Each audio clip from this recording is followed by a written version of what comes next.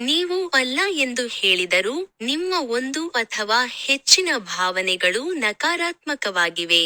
ಅನಪೇಕ್ಷಿತ ಭಾವನೆಯು ಕೋಪ, ಅಸಮಾಧಾನ ಅಥವಾ ಖಿನ್ನತೆಯಾಗಿರಬಹುದು.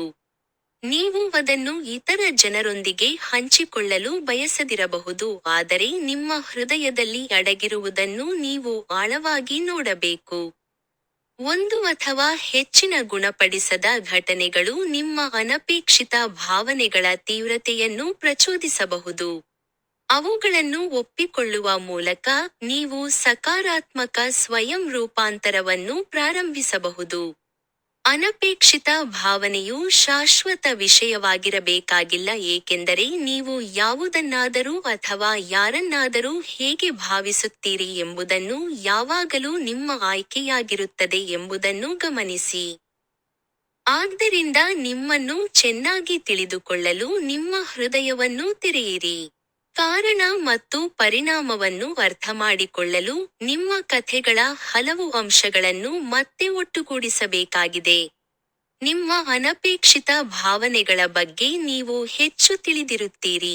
ಆತ್ಮ ಗುಣಪಡಿಸುವಿಕೆಗೆ ನೀವು ಉತ್ತಮವಾಗಿ ಸಹಾಯ ಮಾಡಬಹುದು. ಕರ್ಮವನ್ನು ಅನುಭವಿಸುವುದು ಒಂದು ಆಶೀರ್ವಾದ, ಆದರೆ ಪ್ರಭಾವದ ಅಡಚಣೆ. ಕಿರಿದಾದ ದೃಷ್ಟಿಕೋನ ಮತ್ತು ಅಜ್ಞಾತ ಅಥವಾ ಅಸಾಧ್ಯತೆಯ ಭಯದಿಂದಾಗಿ ನೀವು ಹಾಗೆ ಭಾವಿಸುವುದಿಲ್ಲ. ಆಶೀರ್ವಾದವನ್ನು ಪಡೆಯಲು ನೀವು ನಿಮ್ಮ ನಂಬಿಕೆ, ನಿರೀಕ್ಷೆ ಮತ್ತು ತೀರ್ಪಿನ ಬಗ್ಗೆ ಆಳವಾಗಿ ನೋಡಬೇಕು. ಜೀವನದ ಎಲ್ಲಾ ಅಂಶಗಳಲ್ಲಿ ನೀವು ಬಿಟ್ಟುಬಿಡುವಂತಹದನ್ನು ಕಲಿಯಬೇಕಾದ ವಿಷಯವಿದೆ. ಬೇಷರತ್ತಾದ ಪ್ರೀತಿಯ ಜೋಡಣೆಗಾಗಿ ಶಕ್ತಿಯುತ ರೂಪಾಂತರವನ್ನು ಹೊಂದಲು ನೀವು ನಿಮ್ಮ ಆಂತರಿಕ ಜಗತ್ತಿನಲ್ಲಿ ಹೆಚ್ಚು ಸಕ್ರಿಯವಾಗಿ ತೊಡಗಿಸಿಕೊಳ್ಳಬಹುದು. ನಿಮ್ಮನ್ನು ಕೇಳಿಕೊಳ್ಳಿ. ನೀವು ನಿಮ್ಮ ಜೀವನವನ್ನು ಹೇಗೆ ಕಂಡೀಷನ್ ಮಾಡಿದ್ದೀರಿ? ಪ್ರತಿಯೊಬ್ಬರನ್ನು ಭೇಟಿ ಮಾಡಿ ಮತ್ತು ಅದನ್ನು ಬಿಡಲು ನೀವು ಏನು ಮಾಡಬಹುದು ಎಂಬುದನ್ನು ನಿರ್ಧರಿಸಿ. ಜನರ ಗಮನವು ವಿವಿಧ ಕಾರಣಗಳಿಗಾಗಿ ನಿಮ್ಮ ಒಳ್ಳೆಯ ಭಾವನೆಯನ್ನು ಗ್ರಹಿಸುತ್ತದೆ. ಯೌವನದಲ್ಲಿ ಅದು ಕುಟುಂಬದ ಪ್ರೀತಿಗಾಗಿತ್ತು.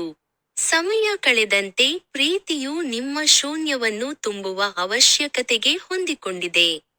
ನೀವು ಒಂದು ಕ್ಷಣ ಒಳ್ಳೆಯ ಭಾವನೆಯನ್ನು ಬಯಸುವವರೆಗೆ ಈ ವ್ಯಸನಕಾರಿ ಭಾವನೆಯು ನಿಮ್ಮನ್ನು ಒಳಗೆ ನಿಧಾನವಾಗಿ ಕೊಲ್ಲುತ್ತಿದೆ ಎಂದು ಅರಿತುಕೊಳ್ಳಲು ನಿಮ್ಮ ಆತ್ಮವು ಎಚ್ಚರಗೊಳ್ಳುವುದಿಲ್ಲ.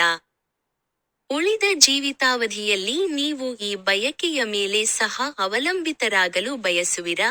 ನೀವು ಶಾಶ್ವತವಾದ ಸ್ವಪ್ರೀತಿಯನ್ನು ಬಯಸಿದರೆ, ಇಲ್ಲಿ ಮುಕ್ತ ಇಚ್ಛೆಯನ್ನು ಚಲಾಯಿಸಬೇಕು. ಅದು ಕಾರ್ಯಸಾಧ್ಯ. ನಿಮ್ಮ ಭಾವನೆಯ ಅರಿವು ಆಧ್ಯಾತ್ಮಿಕ ಜಾಗೃತಿಯಾಗಿದೆ. ನಿಮ್ಮ ಭಾವನೆಯ ಜವಾಬ್ದಾರಿಯು ಒಂದು ಆಯ್ಕೆಯಾಗಿದೆ.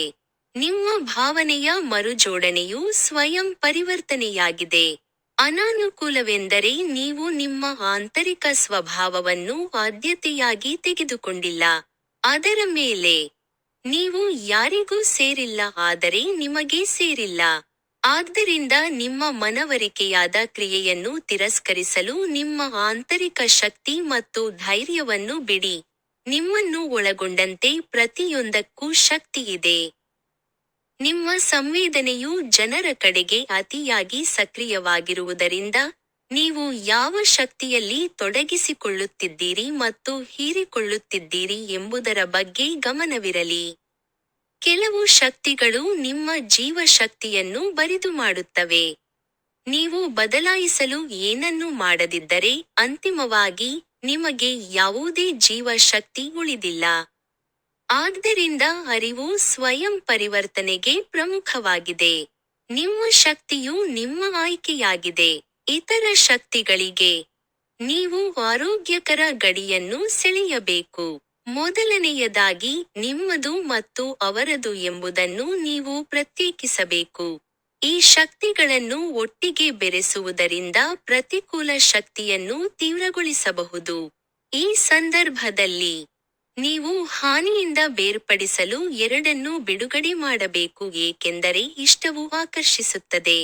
ನಂತರ ನೀವು ಪ್ರತಿಕೂಲ ಶಕ್ತಿಯಿಂದ ದೂರವಾಗುತ್ತಿದ್ದಂತೆ ನಿಮ್ಮ ಬೆಳಕಿನ ಶಕ್ತಿಯು ಅದನ್ನು ತಿರುಗಿಸಲು ವಿಸ್ತರಿಸುತ್ತಿರುವುದರಿಂದ ನೀವು ಅದನ್ನು ಅನುಭವಿಸುವ ಸಾಧ್ಯತೆ ಕಡಿಮೆಯಾಗುತ್ತದೆ. ನೀವು ಹಗಲುಗನಸು ಕಾಣುತ್ತಿರಲಿ ಅಥವಾ ನಿದ್ರೆಯಲ್ಲಿ ಕನಸು ಕಾಣುತ್ತಿರಲಿ, ಅದರ ಮಾಹಿತಿಯು ನಿಮ್ಮ ಹಿಂದಿನ ಜೀವನ, ಕರ್ಮ, ಉಪಪ್ರಜ್ಞೆ ಮತ್ತು ಪರಿಹರಿಸಲಾಗದ ವಿಷಯಗಳಂತಹ ನಿಮ್ಮ ಬಗ್ಗೆ ಏನನ್ನಾದರೂ ಪಡೆಯಬಹುದು. ಆಧ್ಯಾತ್ಮಿಕ ಸಂದೇಶ ಮತ್ತು ಆಂತರಿಕ ಮಾರ್ಗದರ್ಶನವು ನಿಮಗೆ ಮಾರ್ಗದರ್ಶನ ನೀಡುವಂತೆ ಕಾಣಿಸಬಹುದು. ಆತ್ಮ ಚಿಕಿತ್ಸೆಗಾಗಿ ನಿಮ್ಮ ಕತ್ತಲೆಗೆ ಬೆಳಕನ್ನು ತರಲು ನೀವು ಕನಸಿನ ದೃಶ್ಯವನ್ನು ಬಳಸಿಕೊಳ್ಳಬೇಕು. ಹಳೆಯ ಕನಸುಗಳನ್ನು ನೀವು ತಪ್ಪಿಸಿಕೊಂಡಿದ್ದೀರಿ ಅಥವಾ ತಿರಸ್ಕರಿಸಿದ್ದೀರಿ ಎಂದು ಮರುಪರಿಶೀಲಿಸುವುದು ಯೋಗ್ಯವಾಗಿದೆ. ನೀವು ಚಿಕಿತ್ಸಾ ಅಧಿವೇಶನದಲ್ಲಿ ಸಂಮೋಹನವನ್ನು ಬಳಸುತ್ತಿದ್ದರೆ, ಗೊಂದಲವನ್ನು ಸೃಷ್ಟಿಸಲು ಏನನ್ನಾದರೂ ತಪ್ಪಾಗಿ ಅರ್ಥೈಸಲಾಗಿದೆ.